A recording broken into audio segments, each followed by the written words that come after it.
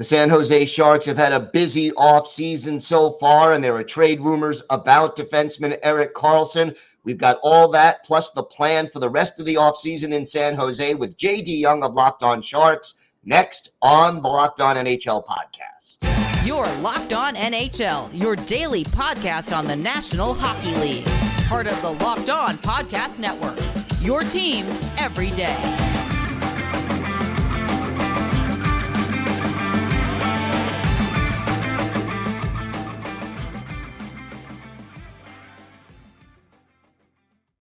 And welcome, everybody, to the Monday edition of the Locked On NHL podcast, part of the Locked On Podcast Network, your team every day. I want to thank everyone who makes Locked On NHL your first listen every day. Don't forget to subscribe on YouTube, wherever you get your podcasts, so you can get new episodes as soon as they drop.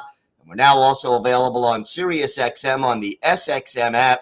Just do a search for Locked On NHL. It is my pleasure to welcome back to the show the host of Locked On Sharks, J.D. Young. And J.D., it has certainly not been a dull offseason in San Jose, to say the least. Let's start with the draft. How do you feel about the job that the Sharks did and what that says about the way they're going about rebuilding this franchise? Yeah, I think Mike Grier, early indications is it feels like Mike Grier might have hit a home run here. Getting Will Smith at number 4, who, yes, there was always the Michkov question of should the Sharks draft Michkov, et cetera, et cetera. But, I mean, getting Will Smith, who would probably be the second pick in most drafts at number 4, you got to feel really, really good about that as your future 1C. He's going to go to Boston College this year, work on his defensive game, all that fun stuff that you do at college, put on a little bit more weight, as we've all have done at college. But you're getting someone who has dynamic playmaking ability, dynamic hands. The way he can skate, he's very fast. His quickness, his ability to make his line mates better. Will Smith is going to bring that. And then at number 26, getting Quentin Musty, who feels like an absolute steal already. A lot of the public scouts had Musty as projected as a top 15, top 12 type of pick. And the Sharks got him at 26.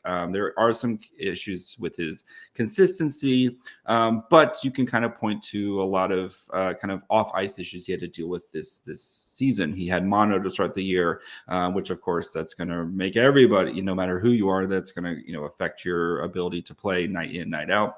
And then they went through some coaching changes, and once the new coach was put in, Quentin Musty really took off. Musty, 6'2", 200 pounds, just turned 18 last week, and he stole the show at development camp. He was the best player of the prospect scrimmage, had 2 goals and then another shootout goal. You could just see it, the whole package with him, his ability to skate, his hands, his shot. And I wouldn't be surprised if Musty's one of the last guys hanging around the training camp for the Sharks and potentially gets 9 games in the NHL before going back to Sudbury. So you got to feel really good about the foundation Mike Grier laid with those 2 picks, and then getting a guy like Luca Cagnoni in the 4th round, who is projected as a potential 2nd round pick. Short player, 5'9", 5'10" defenseman, but you can see the skill. And with those short defensemen, they're either really good in the NHL or they never make it. And I feel like a guy like Cagnoni, who being a 4th round pick, it's low risk, high reward for him. Anybody else stand out at prospects development camp? Svoboda, their 3rd round pick, they traded up for. Another big guy, 6'2". He had a nice goal. You could kind of see some of the flash there with him. At least from this year's draft class. And then a lot of the other guys is with development camp, right? You're playing against some of these older guys for the first time. It's, a little bit harder to flash sometimes, especially with the format that they were playing. But, I think, though, with a guy like Musty and a guy like Smith, every time they were on the ice, and even Cagnoni as well, every time they were on the ice, you could see them you noticed them doing something at the scrimmage. Obviously, a lot of people interested in seeing what happens to Norris Trophy winning defenseman Erik Karlsson. Lots of rumors that he could be traded this offseason. Do you think a trade is likely? And let's also ask, what are they looking to get in return if they do deal Erik Karlsson? I think a trade is likely. I think both sides are. Erik Karlsson, he's done everything you could want to do in a career, right? 3-time Norris Trophy winner. You could argue the best defenseman of his generation. He's done everything except for lift the cup. And spoiler, the Sharks aren't lifting the cup anytime soon.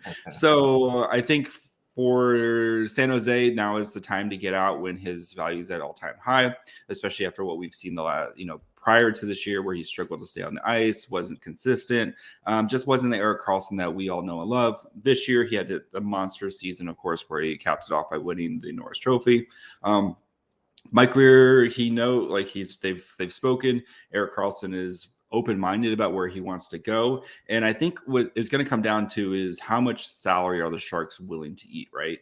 They've already, of his $11.5 million for the next 4 seasons, how much of that are they willing to eat to try to make it facilitate a trade? They're already eating some money from the Brent Burns trade last year. I think it's about $2.5 million for the next 2 seasons. And yes, the Sharks aren't going to be good, and their cap situation is going to get a lot better going into next the 24-25 season. But again, you don't want to have $4 or $5 million of dead cap space just sitting on your cap as you're starting to try to turn things around. So I think that's going to cut it. What it's going to come down to is how much money is Mike Grier willing to eat. The more he eats, probably the better the return. And right now, it seems like it's going to be between the Penguins and the Hurricanes are kind of the 2 front runners right now between the two. And as for a return, I have no idea where this is such a complicated trade with the. How much money retention, if there's a potential third team that might come in and eat some money for the next couple of seasons. It is a complicated trade. So I honestly have no expectations for what a return could possibly be. You could tell me the Sharks get like 2 first rounders. You could tell me they get like a 5th and like a B+ prospect, and I would believe you at this point. Is there sort of a minimum that you would expect that the Sharks would at least have to do in order to make the deal worthwhile? I think you're looking because Erik Karlsson's an $11.5 million player right now. If you get him down to like an $8 million player, that feels more feasible for everybody involved. So that would, not a math guy, that's $3.5 million if off the top of my head, that the Sharks would have to eat. And again, the Sharks aren't going anywhere for the next couple seasons. They're going to have a lot of cheap contracts coming forward.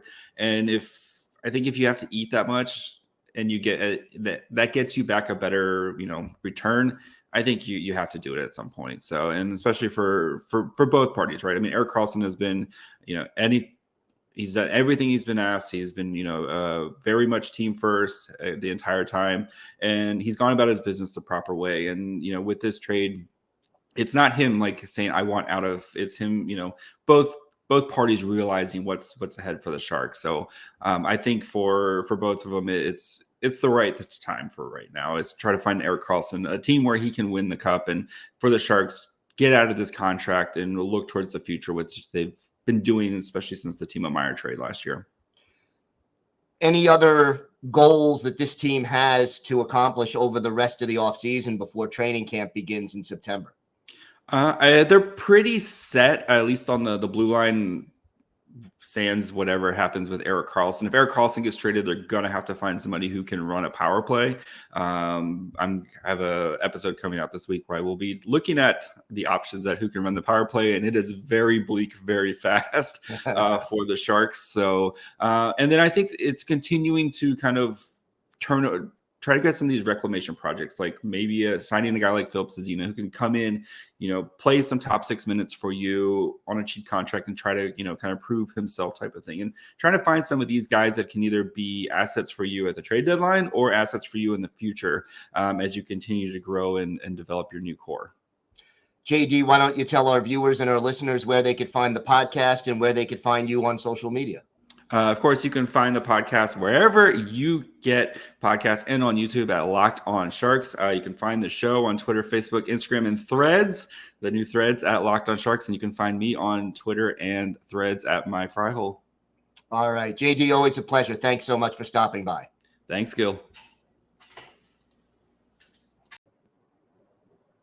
Today's episode is brought to you by FanDuel. Take your first swing at betting on Major League Baseball on FanDuel and get 10 times your first bet in bonus bets up to $200. That's right. Just bet $20 and you'll land $200 in bonus bets, win or lose. That's $200 you could spend betting on everything from the money line to the over-under to who's going to hit the first home run. And No matter what baseball team you root for, you'll find plenty of interesting betting opportunities and great odds at FanDuel. It's all on an app that's safe, secure, and super easy to use. Plus, when you win, you get paid instantly. There's no better place to bet on Major League Baseball than FanDuel, America's #1 sportsbook. So sign up today and visit FanDuel.com/lockedon to get up to $200 in bonus bets. That's FanDuel.com/lockedon. FanDuel, official partner of Major League Baseball.